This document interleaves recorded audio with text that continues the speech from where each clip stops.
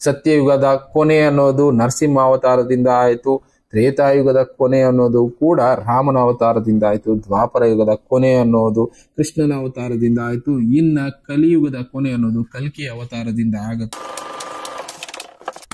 ನಮಸ್ಕಾರ ವೀಕ್ಷಕರೇ, ದಶಾವತಾರ, ವಿಷ್ಣುವಿನ ದಶಾವತಾರದ ಬಗ್ಗೆ ಕೇಳಿದ್ದೀವಿ. ಒಂದೊಂದು ಯುಗದಲ್ಲಿ ವಿಷ್ಣು ಕೆಲವೊಂದು ಅವತಾರಗಳನ್ನ ಎತ್ತಿ ಅಧರ್ಮನ ನಾಶ ಮಾಡೋದಕ್ಕೆ ಇಲ್ಲ ಧರ್ಮನ ಉಳಿಸೋದಕ್ಕೆ ಈ ರೀತಿ ಅವತಾರಗಳನ್ನ ಎತ್ತಿದ್ರು. ಅದರಲ್ಲಿ ಸತ್ಯಯುಗದಲ್ಲಿ 4 ಅವತಾರಗಳನ್ನ ಎತ್ತಿದ್ರು, ಇನ್ನು ತ್ರೇತಾಯುಗದಲ್ಲಿ 3 ಅವತಾರ, ದ್ವಾಪರ ಯುಗದಲ್ಲಿ 2 ಅವತಾರ, ನೆಕ್ಸ್ಟ್ ಕಲಿಯುಗದಲ್ಲಿ 1 ಅವತಾರ, ಟೋಟಲ್ ಆಗಿ ದಶಾವತಾರ ಎತ್ತಿ ಈ ಪೃಥ್ವಿನಲ್ಲಿರುವಂಥ ಅಧರ್ಮನ ನಾಶ ಮಾಡಿ ಧರ್ಮ ಉಳಿಸೋದಕ್ಕೆ ಇಲ್ಲ ಅದ್ರ ಜೊತೆಗೆ ಕೆಲವಷ್ಟು ವ್ಯಕ್ತಿತ್ವಗಳನ್ನ ಜನರನ್ನ ಕಾಪಾಡೋದಕ್ಕೆ ವಿಷ್ಣು ಅವತಾರ ಎತ್ತಿ ಬರ್ತಾನೆ ಇದ್ದಾರೆ. ಅವರ ಪೋರ್ಟ್ಫೋಲಿಯೋ ಯಾವ ಥರ ಅಂದರೆ, ಈಗ ಮೊದಲೇ ಹೇಳಿದಾರಲ್ಲ, ಪ್ರೊಟೆಕ್ಟ್ ಮಾಡೋದೇ ಅವರ ಕೆಲಸ. ನಮಗೆ ಗೊತ್ತಿರೋ ಹಂಗೆ ಎಲ್ಲ ಪುರಾಣಗಳಲ್ಲೂ ಹೇಳಿರೋದು ಒಂದೇ, ಬ್ರಹ್ಮ ಕ್ರಿಯೇಟರ್ ಸೃಷ್ಟಿಕರ್ತ, ಇನ್ನು ವಿಷ್ಣು ಅಡ್ಮಿನಿಸ್ಟ್ರೇಟರ್ ಅಂದರೆ ಮ್ಯಾನೇಜ್ ಮಾಡ್ತಾನೆ, ಪ್ರೊಟೆಕ್ಟ್ ಮಾಡ್ತಾನೆ, ಕೊನೆಗೆ ಮಹೇಶ್ವರ ಬಂದು ಡಿಸ್ಟ್ರಾಯರ್, ಕೆಟ್ಟದನ್ನ ಸಂಹಾರ ಮಾಡ್ತಾನೆ, ವಿನಾಶ ಮಾಡ್ತಾನೆ ಅಂತ. ಅದರಲ್ಲಿ ವಿಷ್ಣು ಅವತಾರ ಬಂದೆ ಕಾಪಾಡೋದಕ್ಕೋಸ್ಕರ, ಮ್ಯಾನೇಜ್ ಮಾಡೋದಕ್ಕೋಸ್ಕರ ಭೂಮಿ ಮೇಲಾಗ್ಬೋದು, ಬೇರೆ ಬೇರೆ ಜಾಗದಲ್ಲಾಗ್ಬೋದು, ವಿಷ್ಣುವಿನ ಅವತಾರಗಳೆತ್ತಿರೋದು ಮನುಕುಲನ ಉಳಿಸೋದಕ್ಕೆ, ಅಲ್ಲಿ ಧರ್ಮನ ಸಂಸ್ಥಾಪನೆ ಮಾಡೋದಕ್ಕೆ. ಅದರಲ್ಲಿ ಒಂದೊಂದು ಯುಗಗಳಲ್ಲೂ ಒಂದೊಂದು ಅವತಾರಗಳ ಬಗ್ಗೆ ನಾವು ತಿಳ್ಕೊಂಡಿರ್ತೀವಿ. ಸತ್ಯಯುಗದಲ್ಲಿ ವಿಷ್ಣು 4 ಅವತಾರಗಳನ್ನ ಎತ್ತಿದ್ದ, ಮತ್ಸ್ಯಾವತಾರ, ಕೂರ್ಮಾವತಾರ, ವರಾಹ ಅವತಾರ, ನರಸಿಂಹ ಅವತಾರ. ಇಲ್ಲಿ ನಮಗೆ ಅರ್ಥ ಮಾಡ್ಕೊಳ್ಳೋದಕ್ಕೆ ಸಿಗುವಂಥದ್ದು, ನರಸಿಂಹ ಅವತಾರ ಆಗ್ಬೋದು, ವರಾಹ ಅವತಾರ ಆಗ್ಬೋದು, ಧ್ವಂಸ ಮಾಡೋದಕ್ಕೋಸ್ಕರ, ಕೆಟ್ಟದನ್ನ ಮಾಡ್ತಾ ಇದ್ದಂಥ ಅಸುರರನ್ನ ಕೊಲ್ಲೋದಕ್ಕೋಸ್ಕರ ಎತ್ತಿದ ಜನ್ಮಗಳದು. ಅದರಲ್ಲಿ ಅಸುರರು ಅಂತ ಇದ್ದಾಗೆ ನಮಗೆ ಗೊತ್ತಿರುತ್ತೆ ಯಾವ ರೀತಿ ಇದ್ರು. ಆಗಿನ ಕಾಲದಲ್ಲಿ ರಾಕ್ಷಸರು ಹೇಗೆ ಮನುಷ್ಯರನ್ನ ಟ್ರೀಟ್ ಮಾಡ್ತಾ ಇದ್ರು, ಋಷಿಗಳನ್ನ ಯಾವ ರೀತಿ ಕೊಲ್ತಾ ಇದ್ರು ಅಂತ. ಅದಕ್ಕೋಸ್ಕರನೇ ವಿಷ್ಣು ಅನೇಕ ರೂಪದಲ್ಲಿ ಬಂದು ಧರ್ಮ ಸಂಸ್ಥಾಪನೆ ಮಾಡಿದ್ದಾರೆ, ಜೊತೆಗೆ ದುಷ್ಟರನ್ನ ಧ್ವಂಸ ಮಾಡಿದ್ದಾರೆ. ಅದ್ರ ಬಗ್ಗೆ ತಿಳ್ಕೊಳ್ತಾ ಹೋಗೋಣ. ಮೊದಲನೇದಾಗಿ ಮತ್ಸ್ಯಾವತಾರ, ಸತ್ಯಯುಗದಲ್ಲಿ ಎತ್ತಿದಂತ ಅವತಾರ ವಿಷ್ಣು ದಶಾವತಾರಗಳಲ್ಲಿ ಮೊದಲನೇ ಅವತಾರ. ಈ ಮತ್ಸ್ಯಾವತಾರ ಬಂದು ಮನು ಅನ್ನೋ ಒಬ್ಬ ರಾಜನ ಅಹಂಕಾರನ ಕಡಿಮೆ ಮಾಡೋದಕ್ಕೆ, ಅದ್ರ ಜೊತೆಗೆ ಅವರನ್ನ ಪ್ರಳಯದಿಂದ ಕಾಪಾಡೋದಿಕ್ಕೆ ಎತ್ತಿದಂತ ಅವತಾರ ಮತ್ಸ್ಯಾವತಾರ. ಎರಡನೇದು ಬಂದು ಕೂರ್ಮಾವತಾರ. ಕೂರ್ಮಾವತಾರ ಬಂದು ನಮಗೆ ಗೊತ್ತಿರೋ ಹಂಗೆ ಸಮುದ್ರ ಮಂಥನ ಎಲ್ಲರೂ ಕೇಳಿರ್ತೀವಿ. ಸಮುದ್ರದ ಮಂಥನ ಟೈಮಲ್ಲಿ ಮಂದಾರ ಪರ್ವತನ ಬಳಸಿ ಸಮುದ್ರ ಮಂಥನ ದೇವತೆಗಳು ರಾಕ್ಷಸರು ಮಾಡಿದ್ರು. ಆ ಟೈಮ್ನಲ್ಲಿ ಅಮೃತ ಅನ್ನೋದು ಸಿಕ್ಕಿತ್ತು. ಅದ್ರ ಜೊತೆಗೆ ಎಷ್ಟೋ ಆ ಮಂಥನದಲ್ಲಿ ಬಂದಿತ್ತು. ಅದರಲ್ಲಿ ಕಲ್ಪವೃಕ್ಷ ಆಗಿರ್ಬೋದು, ಕಾಮಧೇನು ಆಗಿರ್ಬೋದು, ಈ ರೀತಿ ಎಷ್ಟೋ ಅಮೂಲ್ಯವಾದ ವಸ್ತುಗಳು ಆ ಜಾಗದಿಂದ ಬಂದವು ಅಂತ ಎಲ್ಲರಿಗೂ ಗೊತ್ತಿರೋದೆ. ಆ ಸಮುದ್ರ ಮಂಥನ ಮಾಡ್ತಾ ಇದ್ದ ಟೈಮ್ನಲ್ಲಿ ಆ ಮಂದಾರ ಪರ್ವತ ಸಮುದ್ರದಲ್ಲಿ ಮುಳುಗುವಂಥ ಸಾಧ್ಯತೆಗಳಿತ್ತು. ಆ ಮಂದಾರ ಪರ್ವತಕ್ಕೆ ಸಪೋರ್ಟ್ ಆಗಿ ನಿಲ್ಲೋದಕ್ಕೋಸ್ಕರನೇ ಎತ್ತಿದಂಥ ಅವತಾರ ಕೂರ್ಮಾವತಾರ. ಅದ್ರ ನೆಕ್ಸ್ಟು ಬರೋದು ವರಾಹ ಅವತಾರ. ವರಾಹ ಅವತಾರ ಅಂದರೆ ವಿಷ್ಣು ಎತ್ತಿದ ಹಂದಿಯ ರೂಪದ ಅವತಾರ. ಇದು ಬಂದು ಹಿರಣ್ಯಾಕ್ಷ ರಾಕ್ಷಸನ್ನ ಕೊಲ್ಲೋದಕ್ಕೋಸ್ಕರ ವರಾಹ ಅವತಾರನ ವಿಷ್ಣು ಎತ್ತಿದ್ರು.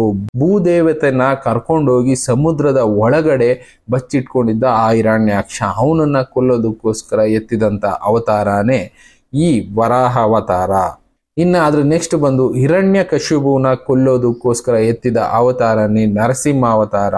ಹಿರಣ್ಯಕಶಿಪು ಒಂದು ವರನ ಪಡೆದಿರ್ತಾನೆ. ಆ ವರದ ಅನುಸಾರ ಸಾವು ಅನ್ನೋದನ್ನ ಯಾವ ರೀತಿ ಕೊಡಬೇಕು ಅನ್ನೋದಕ್ಕೆ ಎತ್ತಿದಂತ ಅವತಾರನೇ ನರಸಿಂಹ ಅವತಾರ. ಇನ್ನ ಸತ್ಯಯುಗ ನರಸಿಂಹ ಅವತಾರದಿಂದ ಕಂಪ್ಲೀಟ್ ಆಗುತ್ತೆ. ಅದ್ರ ನೆಕ್ಸ್ಟ್ ಶುರು ಆಗಿದ್ದೆ ತ್ರೇತಾಯುಗ. ತ್ರೇತಾಯುಗದಲ್ಲೂ ಕೂಡ 3 ಅವತಾರಗಳನ್ನ ವಿಷ್ಣು ಎತ್ತಿದ್ರು. ಅದು ಬಂದು ವಾಮನ ಅವತಾರ, ಪರಶುರಾಮ ಅವತಾರ, ಇನ್ನ ರಾಮನ ಅವತಾರ. ಮೊದಲನೇದಾಗಿ ವಾಮನ ಅವತಾರ. ವಾಮನ ಅವತಾರ ಯಾಕೆ ಎತ್ತಿದ್ರು? ಬಲಿಚಕ್ರವರ್ತಿನ ಸಂಹಾರ ಮಾಡುವುದಕ್ಕೆ ಎತ್ತಿದಂತ ಅವತಾರನೇ ವಾಮನ ಅವತಾರ. ಬಲಿಚಕ್ರವರ್ತಿ ಬಂದು ಪ್ರಹ್ಲಾದ, ಭಕ್ತ ಪ್ರಹ್ಲಾದನ ಮೊಮ್ಮಗ ಬಲಿಚಕ್ರವರ್ತಿ. ಬಲಿಚಕ್ರವರ್ತಿ ದೊಡ್ಡ ಮಟ್ಟದ ರಾಜನಾಗಿದ್ದ. ಅವನ ಆಸೆ ಬಂದು ಇಂದ್ರನ ಪದವಿ ಮೇಲಿತ್ತು. ಇಂದ್ರನ ಪದವಿ ಮೇಲೆ ಅವನ ಆಸೆ ಇದ್ದಿದ್ರಿಂದ ಮುಂದಿನ ದಿನಗಳಲ್ಲಿ ಅಪ್ಪಿ ತಪ್ಪಿ ಅವನು ಇಂದ್ರ ಪದವಿಯನ್ನ ಗೆದ್ದಿದ್ದೆ. ಆದರೆ ಅವನು ಹೇಳ್ದಾಗೆ ಎಲ್ಲ ಪಂಚಭೂತಗಳು ಆಕ್ಟ್ ಮಾಡಬೇಕಾಗುತ್ತೆ. ಅದಕ್ಕೋಸ್ಕರ ಏನು ಮಾಡ್ತಾರೆ, ದೇವತೆಗಳೆಲ್ಲ ಹೋಗಿ ವಿಷ್ಣುವಿನ ಮೊರೆ ಹೋಗ್ತಾರೆ. ಆಗ ವಿಷ್ಣು ಎತ್ತುವಂಥ ಅವತಾರ ವಾಮನ ಅವತಾರ. ವಾಮನ ಅವತಾರ ಎತ್ತಿ ಬಂದರು. ಅವರು ಬಲಿಚಕ್ರವರ್ತಿನ ತುಳಿದು ಭೂಮಿಯ ಒಳಗಡೆ ಕಳಿಸಿದ್ರು. ಇಂದ್ರನ ಪದವಿ ಮತ್ತು ದೇವತೆಗಳನ್ನ ಲೋಕನ ಉಳಿಸೋದಕ್ಕೋಸ್ಕರ ಎತ್ತಿದಂಥ ಅವತಾರನೇ ವಾಮನ ಅವತಾರ. ಅದಾದ ಮೇಲೆ ಎತ್ತಿದ್ದು ಪರಶುರಾಮ ಅವತಾರ. ಪರಶುರಾಮ ಬಂದು ಋಷಿ ಮುನಿಗಳ ಮಗ. ಜಮದಗ್ನಿ ಮತ್ತು ರೇಣುಕಾ ಋಷಿಗಳ ಮಗ ಬಂದು ಪರಶುರಾಮ. ಪರಶುರಾಮ ಅವತಾರ ಎತ್ತಿದ ಕಾರಣ ಬಂದು ಕ್ಷತ್ರಿಯರು ಭೂಮಿ ಮೇಲೆ ಜಾಸ್ತಿ ಆಗಿದ್ರು. ಕ್ಷತ್ರಿಯರು ಋಷಿಗಳನ್ನ ಕೊಲ್ತಾ ಇದ್ರು. ಅವರು ಮಾಡ್ತಾ ಇದ್ದಂತ ಯಾಗ ಯಜ್ಞಗಳಿಗೆ ಅಡೆತಡೆಯನ್ನ ಕೊಡ್ತಾ ಇದ್ರು, ಅವ್ರಗಳಿಗೆ ಹಿಂಸೆ ಕೊಡ್ತಾ ಇದ್ರು. ಅದಕ್ಕೋಸ್ಕರನೇ ಪರಶುರಾಮ ಅವತಾರ ಅನ್ನೋದು ಸೃಷ್ಟಿಯಾಯಿತು. ಶಿವನನ್ನ ಹೆಚ್ಚಾಗಿ ಸ್ಮರಿಸ್ತಾ ಇದ್ದಂತ ಪರಶುರಾಮ ಶಿವನಿಂದ ವರ ಪಡೆದಿದ್ದು ಒಂದು ಕೊಡಲಿ. ಆ ಕೊಡಲಿಯಿಂದ ಸುಮಾರು 5 ಲಕ್ಷ ಕ್ಷತ್ರಿಯರನ್ನ ಕೊಂದಿದ್ದಾನೆ. ಆ ರಕ್ತದಲ್ಲಿ ಆ ಕೊಡಲಿನ ತೊಳೆದಿದ್ದ ಅಂತಾನೆ ಪರಶುರಾಮನ ಬಗ್ಗೆ ಈಗಲೂ ಕೂಡ ಹೆಸರಿರೋದು. ಪರಶುರಾಮನ ಚಿರಂಜೀವಿ ಅಂತ ಕೂಡ ಕೆಲವೊಂದು ಕಥೆಗಳಲ್ಲಿ ವರ್ಣಿಸ್ತಾರೆ. ಈಗಲೂ ಕೂಡ ಪರಶುರಾಮ ಬದುಕಿದ್ದಾರೆ ಅಂತಾನೆ ಎಷ್ಟೋ ಕಥೆಗಳು ಪುರಾಣಗಳು ಹೇಳುತ್ತೆ. ಎಷ್ಟೋ ವೇದ ವ್ಯಾಸರುಗಳು ಅಂದ್ರೆ ವೇದಗಳನ್ನ ಬರಿತಾ ಇದ್ದ ಪಂಡಿತರುಗಳನ್ನ ಉಳಿಸೋದಕ್ಕೋಸ್ಕರ ಎತ್ತಿದಂತ ಅವತಾರನೇ ಪರಶುರಾಮ ಅವತಾರ. ಇನ್ನ ರಾಮನ ಅವತಾರದ ಬಗ್ಗೆ ಎಲ್ಲರಿಗೂ ಗೊತ್ತಿರೋದೆ. ರಾಮನ ಅವತಾರ ಎತ್ತಿದ್ದು ಬಂದು ರಾವಣ ಕುಂಭಕರ್ಣನ ಕೊಲ್ಲೋದಕ್ಕೋಸ್ಕರ. ಇದು ತ್ರೇತಾಯುಗದ ಕೊನೆಯ ಅವತಾರ. ರಾಮನ ಅವತಾರದಲ್ಲಿ ನಾವು ಎಲ್ಲಾನು ತಿಳ್ಕೊಂಡಿರ್ತೀವಿ, ರಾಮಾಯಣ ಓದಿರ್ತೀವಿ. ಅದರಲ್ಲಿರುವಂತ ಕಥೆಗಳ ಪ್ರಕಾರನೇ ರಾಮನ ಅವತಾರ ಎತ್ತಿದ್ದೆ ರಾವಣ ಕುಂಭಕರ್ಣನ ಕೊಲ್ಲೋದಕ್ಕೋಸ್ಕರ. ಅವರ ಕೊನೆ ಆದ ಮೇಲೆ ರಾಮ ಮತ್ತೆ ಅಯೋಧ್ಯೆನಲ್ಲಿ ಬಂದು ಕೆಲವಷ್ಟು ವರ್ಷಗಳ ಕಾಲ ಅಲ್ಲಿ ಆಡಳಿತ ನಡೆಸಿ ಕೊನೆಗೆ ಅಯೋಧ್ಯೆನಲ್ಲೇ ರಾಮ ಕೊನೆ ಉಸಿರು ಬಿಡ್ತಾನೆ. ಅಲ್ಲಿಗೆ ತ್ರೇತಾಯುಗ ಅನ್ನೋದು ಕೊನೆ ಆಗುತ್ತೆ. ಅದಾದ ಮೇಲೆ ಶುರುವಾಗದೆ ದ್ವಾಪರ ಯುಗ. ದ್ವಾಪರ ಯುಗದಲ್ಲಿ ವಿಷ್ಣು 2 ಅವತಾರಗಳನ್ನೆತ್ತಿ ಧರ್ಮ ಸಂಸ್ಥಾಪನೆ ಅನ್ನೋದನ್ನ ಮಾಡ್ತಾನೆ. ಒಂದು ಕೃಷ್ಣನ ಅವತಾರ, ಇನ್ನೊಂದು ಬುದ್ಧನ ಅವತಾರ. ಇಲ್ಲಿ ಬಂದು ದ್ವಾಪರ ಯುಗದಲ್ಲಿ ಸಣ್ಣ ಪುಟ್ಟ ಪುರಾಣಗಳಲ್ಲಿ ಕೆಲವೊಂದು ಸಲ ಕೆಲವೊಂದು ಕನ್ಫ್ಯೂಷನ್ ಇದ್ದೇ ಇರುತ್ತೆ ಅನ್ನೋ ಹಾಗೆ ಇಲ್ಲೂ ಕೂಡ ಕೆಲವೊಂದು ಕನ್ಫ್ಯೂಷನ್ ಇದ್ದೇ ಇದೆ. ಕೃಷ್ಣ ಫಸ್ಟ, ಬುದ್ಧ ಫಸ್ಟ, ಯಾರು ಫಸ್ಟ್ ಬಂದಿದ್ರು ವಿಷ್ಣು ರೂಪದಲ್ಲಿ ಅಂತ. ಆ ಕನ್ಫ್ಯೂಷನ್ಗೆ ಕಾರಣ ಇಷ್ಟೇ, ಕೃಷ್ಣ ಸತ್ತು 36 ವರ್ಷಗಳ ನಂತರ ದ್ವಾಪರ ಯುಗ ಅಂತ್ಯ ಆಗಿತ್ತು ಅಂತ ಕೆಲವೊಂದು ಪುರಾಣಗಳು ಹೇಳುತ್ತೆ. ಅಂದರೆ ಪ್ರಳಯ ಬಂದು ದ್ವಾಪರ ಯುಗ ಕಂಪ್ಲೀಟ್ ಆಗಿ ಮುಳುಗೋಗಿತ್ತು. ಈಗ ನಮಗೆ ಗೊತ್ತಿರುವಂಥ ದ್ವಾರಕ ಆಗ್ಬೋದು, ಅದೆಲ್ಲ ಮುಳುಗೋಗಿದ್ದರಿಂದ ಆಗ ಪ್ರಳಯ ಬಂದು ಇದೆಲ್ಲ ನಡೆದಿತ್ತು ಅನ್ನೋದು ಒಂದು ಲೆಕ್ಕಾಚಾರದಲ್ಲಿ ಹೇಳ್ತಾರೆ. ಅದಕ್ಕೋಸ್ಕರನೇ ಫಸ್ಟ್ ಬುದ್ಧ ಇರ್ಬೋದು ಅಂತ ಒಂದೊಂದು ಪುರಾಣಗಳು ಹೇಳುತ್ತೆ. ಇನ್ನ ಕೆಲವು ಪುರಾಣಗಳು ಇಲ್ಲ ಕೃಷ್ಣನೇ ಫಸ್ಟ್ ಅಂತ ಹೇಳುತ್ತೆ. ಎಕ್ಸಾಕ್ಟ್ ಆದ ಪ್ರೂಫ್ ಅನ್ನೋದು ಯಾವುದಕ್ಕೂ ಸಿಕ್ಕಿಲ್ಲ. ಆದರೂ ಕೂಡ ಇಲ್ಲೊಂದು ಡೌಟ್ ಆಗಿ ಉಳ್ಕೊಳ್ಳುತ್ತೆ. ಕಾರಣ ನಾನು ಮೊದಲೇ ಹೇಳಿದಾಗೆ ದ್ವಾಪರ ಯುಗದ ಅಂತ್ಯ ಬಂದು ಕೃಷ್ಣ ಸತ್ತ 36 ವರ್ಷ ಆಗ್ತಾ ಇದ್ದಾಗೆ ದ್ವಾಪರ ಯುಗದ ಅಂತ್ಯ ಅನ್ನೋದು ಆಯಿತು. ಅದಕ್ಕೋಸ್ಕರನೇ ಈ ಕನ್ಫ್ಯೂಷನ್ ಅನ್ನೋದು ಉಳ್ಕೊಳ್ಳುತ್ತೆ. ಆದರೂ ಕೂಡ ಇದರಲ್ಲಿ ನಾವು ತಿಳ್ಕೊಬೇಕಾಗಿರೋದು ಬುದ್ಧನ ಅವತಾರ ಬಂದು ಕೂಡ ಧರ್ಮ ಸಂಸ್ಥಾಪನೆಗೋಸ್ಕರ, ಒಳ್ಳೆ ವಿಷಯಗಳನ್ನ ಜನರಿಗೆ ತಿಳಿಸೋದಕ್ಕೋಸ್ಕರ, ಶಾಂತಿ ಮಾರ್ಗದಲ್ಲಿ ಯಾವ ರೀತಿ ಭಕ್ತಿ ಮಾರ್ಗನ ಫಾಲೋ ಮಾಡ್ಬೋದು, ಒಳ್ಳೆಯದನ್ನ ಫಾಲೋ ಮಾಡ್ಬೋದು, ಧರ್ಮ ಅಂದ್ರೇನು, ಭಕ್ತಿ ಅಂದ್ರೇನು, ಅದು ಹೇಗೆ ಸಿಗುತ್ತೆ, ನನ್ನನ್ನು ನಾನು ಅರ್ಥಕೊಳ್ಳೋದು ಹೇಗೆ ಅನ್ನೋದಕ್ಕೋಸ್ಕರನೇ ಅವತಾರ ಎತ್ತಿದ್ದು ಬುದ್ಧ ಅವತಾರ. ನಾನು ಯಾರು, ಎಂತಕ್ಕೆ ಭೂಮಿ ಮೇಲೆ ಇದ್ದೀನಿ, ಏನು ಕೆಲಸ ಮಾಡ್ತಾ ಇದ್ದೀನಿ ಅಂತ ಅರ್ಥ ಮಾಡ್ಕೊಳ್ಳಿ ಅನ್ನೋವಂಥ ವಿಷಯಗಳನ್ನ ತಿಳಿಸೋದಕ್ಕೆ ಎತ್ತಿದ ಅವತಾರನೇ ಬುದ್ಧನ ಅವತಾರ ಅಂತ ಹೇಳಿದ್ದಾರೆ. ಬುದ್ಧನ ಅವತಾರ ಕೂಡ ಧರ್ಮ ಸಂಸ್ಥಾಪನೆ ಕಡೆಗೇನೆ ಇತ್ತು. ಇನ್ನ ಕೃಷ್ಣಾವತಾರ ಬಂದು ಮೇಯ್ನಾಗಿ ಆಗಿದ್ದು ಶಿಶುಪಾಲ ಮತ್ತು ದಂತವಕ್ರನ ಕೊಲ್ಲೋದಕ್ಕೆ. ಯಾರು ಇವರಿಬ್ರು? ಈಗ ಆಲ್ರೆಡಿ ನಮಗೆ ಕೆಲವೊಂದು ಕಥೆಗಳಲ್ಲಿ ಕೇಳಿರ್ತೀವಿ ಜಯ ವಿಜಯರ ಕತೆ ಅನ್ನೋದನ್ನ. ಜಯ ವಿಜಯರಿಗೆ ಶಾಪ ಅನ್ನೋದಿತ್ತು, ಬ್ರಹ್ಮನ ಮಾನಸ ಪುತ್ರರಿಂದ ಶಾಪ ಅನ್ನೋದು ಸಿಕ್ಕಿತ್ತು. ಆ ಶಾಪದ ಪ್ರಕಾರ 3 ಜನ್ಮ ವಿಷ್ಣುವಿನ ವೈರಿಯಾಗಿ ಬದುಕ್ತಿರೋ, ಇಲ್ಲ 100 ಜನ್ಮ ವಿಷ್ಣುವಿನ ಮಿತ್ರರಾಗಿ ಬದುಕ್ತಿರೋ ಅಂತ. ಆಗ ಅವರು ಕೇಳ್ಕೊಂಡಿದ್ದು 3 ಜನ್ಮ ವಿಷ್ಣುವಿನ ವೈರಿಯಾಗಿ ಬದುಕ್ತೀವಿ ಅಂತ. ಆ ರೀತಿ ಶಾಪ ವಿಮೋಚನೆ, ಮುಕ್ತಿ ಕೊಡಿಸೋದಕ್ಕೆ ಹುಟ್ಟಿದಂಥ ಅವತಾರನೇ ಕೃಷ್ಣ ಅವತಾರ ಅಂತ ಕೆಲವೊಂದು ಪುರಾಣಗಳು ಹೇಳುತ್ತೆ. ಕೆಲವೊಂದು ಪುರಾಣಗಳು ಬೇರೆ ಬೇರೆ ರೀತಿ ಹೇಳ್ಬೋದು.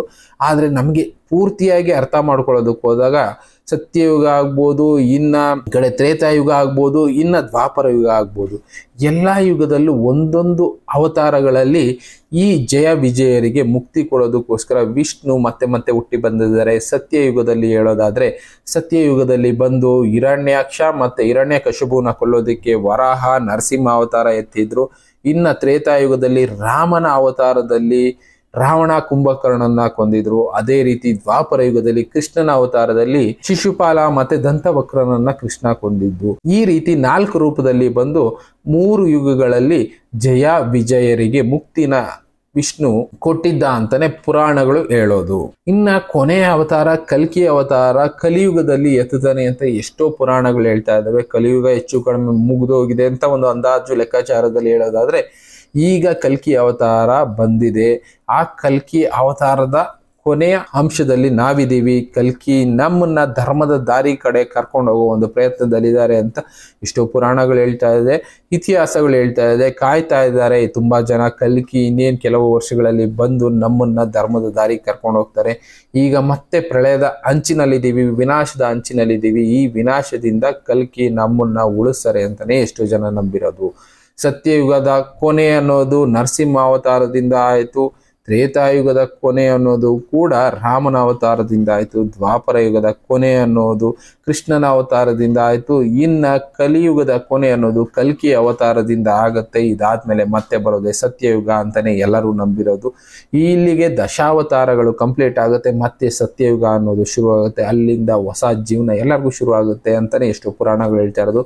ನಾವು ಅದಕ್ಕೋಸ್ಕರ ಇನ್ನು ಕೆಲವಷ್ಟು ವರ್ಷಗಳು ಕಾಯ್ಬೇಕಾಗತ್ತೆ ಆ ಸತ್ಯಯುಗ ಅನ್ನೋದು ಯಾವಾಗ ಬರಬಹುದು ಅಂತ. ಕೆಲವೊಬ್ರು ಲೆಕ್ಕಾಚಾರಗಳ ಪ್ರಕಾರ ಇನ್ನೊಂದು 30ರಿಂದ 40 ವರ್ಷಗಳಲ್ಲಿ ಈ ಸತ್ಯಯುಗ ಅನ್ನೋದು ಬರುತ್ತೆ ಅಂತ ಹೇಳ್ತಾರೆ.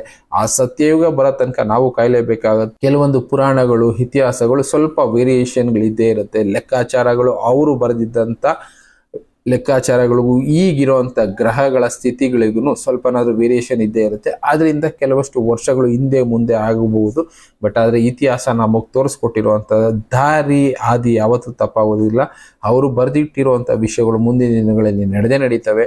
ಅದ್ರ ಬಗ್ಗೆ ಎಲ್ಲ ನಾವು ತಿಳ್ಕೊಳ್ತಾ ಇರೋಣ. ಅದ್ರ ಜೊತೆ ನಮ್ಮ ದಾರಿನ ನಾವು ಕಂಡುಕೊಳ್ಳೋಣ, ಬದುಕೋ ದಾರಿನ ಕಂಡುಕೊಳ್ಳೋಣ. ಎಲ್ಲ ಅವತಾರಗಳು ಎತ್ತಿದ್ದು ಎಲ್ಲರೂ ಮಾಡ್ತಾ ಇರೋದು ಒಂದಕ್ಕೋಸ್ಕರನೇ, ಧರ್ಮ ಸಂಸ್ಥಾಪನೆಗೋಸ್ಕರ, ಧರ್ಮನ ಉಳಿಸೋದಕ್ಕೋಸ್ಕರ, ನ್ಯಾಯನ ಉಳಿಸೋದಕ್ಕೋಸ್ಕರ. ಆ ದಾರಿನಲ್ಲಿ ನಾವು ಕೂಡ ಹೋಗೋಣ ಅಂತ ಹೇಳ್ತಾ ಥ್ಯಾಂಕ್ ಯು. ಮತ್ತೆ ಸಿಗೋಣ. Good by.